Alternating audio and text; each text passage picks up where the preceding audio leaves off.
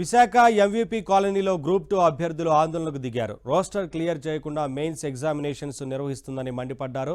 దీనివలన పోస్టుల విషయంలో గందరగోళం నెలకొంటుందని, కాబట్టి పరీక్షలు పెట్టే ముందుకు రోస్టర్ విధానాన్ని ఖరారు చేయాలని డిమాండ్ చేశారు.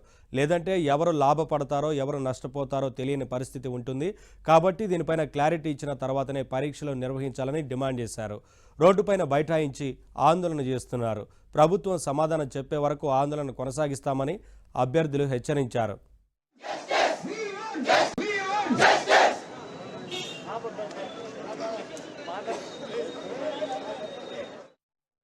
ప్రధాన డిమాండ్ ఏంటంటే రోస్టర్లో మిస్టేక్స్ ఉన్నాయి, అందరికీ తెలిసిందే, ఏజీ గారు ఒప్పుకున్నారు. ఆ రోస్టర్స్ మిస్టేక్స్ క్లియర్ చేసి మాకు ఎగ్జామ్ అనేది కండక్ట్ చేస్తే అందరి భవిష్యత్తులు బాగుంటాయి, మా నిరుద్యోగులు బాగుపడతారు.